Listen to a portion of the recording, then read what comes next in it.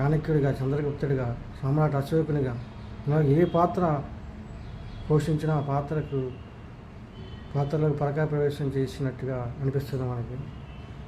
ముఖ్యంగా పురాణ పాత్రలు వేయడంలో ఆయన మంచి పేరు తెచ్చుకున్నాడు కాబట్టి పురాణ పురుషుడని కూడా కీర్తించారు కీర్తిశేషుడు రామారావు గారిని.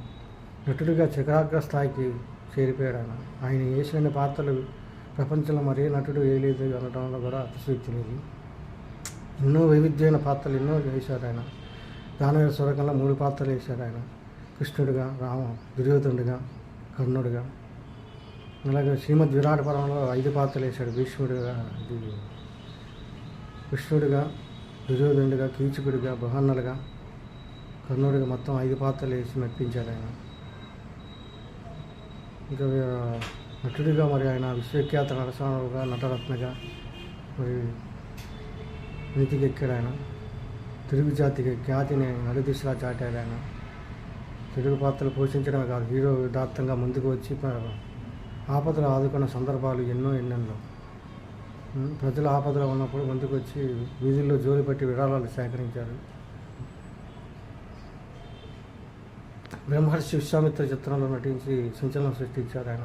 ముఖ్యమంత్రి పదవిలో ఉండగా బ్రహ్మర్షి విశ్వామిత్ర అలాగే ఆయన టైం లేక ఆవేశంలోనే అసెంబ్లీకి కూడా వెళ్ళిపోయాడు ఆయన. టైం సెన్స్ ఎక్కువ పాటించాడు రామారావు గారు. అంటే క్రమశిక్షణ, పట్టుదల. బొబ్బిలి పిల్ల ఒక డైలాగ్ ఉంది, మీరు ఎక్కడి నుంచి వచ్చారని అడుగుతారు ఆయన. బొబ్బిలి పిల్ల ఆ లాయర్ శ్రీదేవి నీతి, నిజాయితీ, క్రమశిక్షణ, త్యాగం, ధైర్యం ఉన్న చోటు నుంచి వచ్చానంటారు ఆయన. బహుశా రామారావు గారు ఆ చోటు నుంచి వచ్చారేమో. మరి నటుడిగా ఆయన చిరస్థాయిగా ఎన్నో అద్భుతాలు సృష్టించాడు. ఎన్నో మర్చిపోలేని పాత్రలు చూశాడు. తెలుగు జాతి అన్న, తెలుగు నేల అన్న, తెలుగు కీర్తి, తెలుగు జాతి, తెలుగు నేల, తెలుగు గాలి, తెలుగు ప్రజలు అన్న ఆయనకి అత్యంత తెలుగు రుచులైన, తెలుగు సంస్కృతి, తెలుగు సాంప్రదాయాలైన ఆయనకి అత్యంత మిక్కిలి మక్కువ ఎక్కువ. తెలుగు ప్రజల గుండెల్లో ఆయన ఎప్పుడు రాముడిగా, కృష్ణుడిగా మరి గుర్తిండి పోతాడు. తెరవేల్పుడిగా అన్న అని అందరూ ఆంధ్రులు ఆప్యాయంగా, అంటింటి ఆత్మబంధువుగా నూరారా పిలిచి మనసారా నూరారా ఆయన మనసు పిలిచింది కీర్తిశేషుడు శ్రీ నందమూరి తారక రామారావు గారిని. మరి ఆంధ్రుల ఆత్మబంధువుగా, ఆంధ్రుల ఆరాధ్య దైవంగా మరి ప్రభుత్వం వారు ఆయన జయంతిని తెలుగు ఆత్మగౌరవ దినోత్సవంగా జరుపుకోవడం చాలా గర్వించదగ్గ విషయం. తెలుగువారి ఆత్మగౌరవాన్ని ఢిల్లీలో చాటిన కనుడు. ఏ దేశం ఎగినా, ఇంటికి ఆడినా, ఏ పీఠం ఎక్కినా, ఎవరెదురైనా ఒకటరా నీ తల్లి భూమి భారతిని, నిలుపరా నీ జాతిని ఇంటి గౌరవం అన్నారు పాయిపుర సుబ్బారావు గారు. మరి ఆయన ఎక్కడికి వెళ్ళినా కూడా తెలుగు జాతిని అంతర్జాతీయం చేశాడు ఆయన. విశ్వవ్యాప్తం చేశారు తెలుగు జాతి కీర్తిని నలుదిశలా చాటాడు ఆయన. మరి అలాగే 1982 మరి మన దేశం చిత్రం తర్వాత వచ్చింది తెలుగుదేశం పార్టీ స్థాపించాడు ఆయన. మార్చి 29, 1982. 83లో ఆయన 9 నెలల్లోనే పార్టీ స్థాపించిన తెలుగుదేశం పార్టీని స్థాపించిన 9 ప్రజలే దేవుళ్ళు, సమాజమే దేవాలయం అని చెప్పేసి నన్ను ఎంతవాణి చేసిన తెలుగు ప్రజలకు ఏదో చేయాలన్న ఉద్దేశం సంకల్పంతో ఆయన ముందుకు వచ్చి తెలుగుదేశం పార్టీని స్థాపించి 9 నెలల్లోనే అధికారం కైవసం చేసుకున్నారు. రికార్డు స్థాయిలో గిన్నీస్ బుక్ వరల్డ్ రికార్డు సంపాదించారు. పార్టీ స్థాపించి 9 నెలల అధికారంలోకి వచ్చి మరి అది కూడా ఒక రికార్డే. మరి ఎన్నో ప్రజాకర్షక పథకాలు, ₹2 బియ్యం, కిలో బియ్యం, ప్రజల వద్దకు పాలన, తర్వాత జనతా వస్త్రాల పంపిణీ, పక్కా ఇళ్ల నిర్మాణం, మరి ఎన్నో ఇలాగ పేద ప్రజల అభ్యున్నతికి ఉపయోగపడే ఎన్నో పథకాలు తెలుగు గంగ ప్రాజెక్ట్ ఉన్నాయి. ఇలాగ ఎన్నో ఆడవారికి ఆస్తులు మగవారితో సమానంగా ఆస్తి హక్కు కల్పించారు.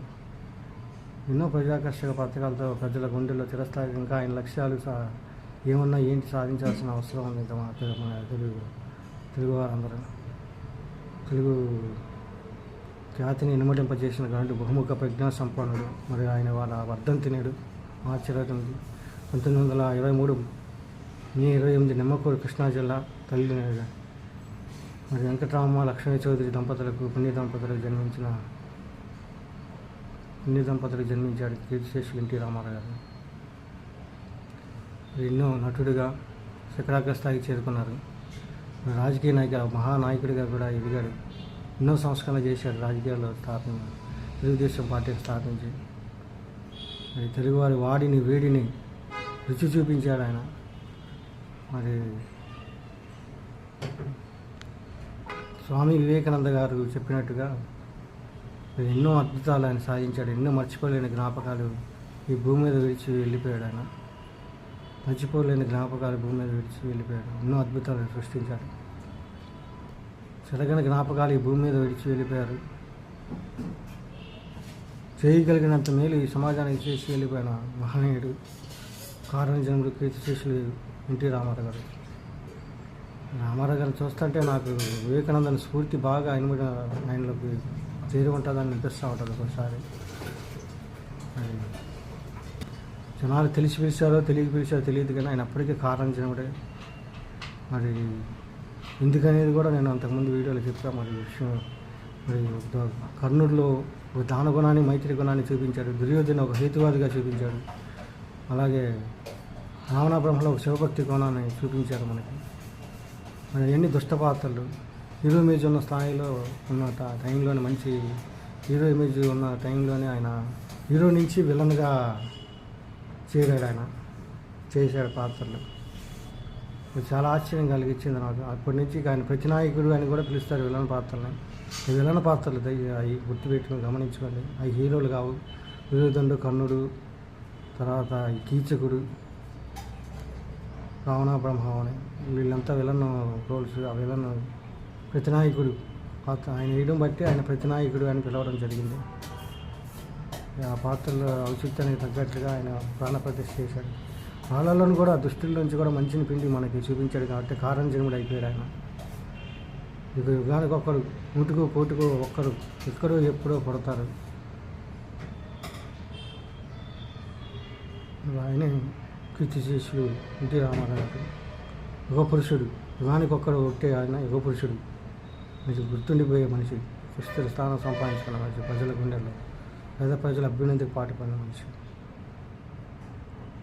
కారణజన్ముడు యుగ పురుషుడే కాదు, శక పురుషుడు కూడా ఆయన. సినీ రంగం తీసుకుంటే ఎన్టీఆర్ గారికి ముందు, ఎన్టీఆర్ గారి తర్వాత అని మనం చెప్పాల్సిన పరిస్థితి వచ్చింది. అలాగే రాజకీయాలు కూడా ఎన్టీఆర్ గారికి ముందు, ఎన్టీఆర్ గారి తర్వాత. క్రీస్తు పూర్వం క్రీస్తు శకం లాగా శకపురుషుడు అయిపోయాడు ఆయన. కారణజన్ముడు యుగ పురుషుడు, శకపురుషుడు ఆయన. ఎప్పటికీ జోహార్ ఎన్టీఆర్ గారు. మరి సీతారామ కళ్యాణంలో ఆయన రావణ బ్రహ్మగా 10 తలల రావణగా 10 గంటలు అలా విసిగిపోయి చేశాడు. అప్పుడు ఈ టెక్నాలజీ ఇవన్నీ లేని రోజుల్లో మరి ఆయన ఇప్పుడు జనరేషన్ మరి 1 గంట 1 అరగంట పని చేస్తే బూస్టులు తాగడం, మేకప్ తుడుచుకోవడం జరుగుతుంది. ఎక్కడ మేకప్ చెడిపోద్దో అని భోజనం కూడా చేయకుండా ఒక్కోసారి ఆ పౌరాణిక పాత్రల వేషధారణలోనే అలాగా పీసిపోయి చేశాడు కొన్ని గంటలు ఆయన విరామం. మరి ఆయన కృషి, ఆయన పట్టుదల, ఆయన దీక్ష, ఆయన అంకితభావం, ఆయన క్రమశిక్షణ ఆయన నేటి తరాలు నేర్చుకోవాల్సిన అవసరం ఎంతైనా ఉంది. ఆయనకి నివాళులు అర్పిద్దాం. 29 ఏళ్ళు అయినా ఇంకా ఆయన మర్చిపోలేకపోతున్నారు. ఆయనకి ఘన నివాళి. అమర్ రహే. జోహార్ నందమూరి తారక రామారావు గారు. జోహార్ జోహార్ జోహార్. ధన్యజీవి ఎన్టీఆర్ సదాస్వ.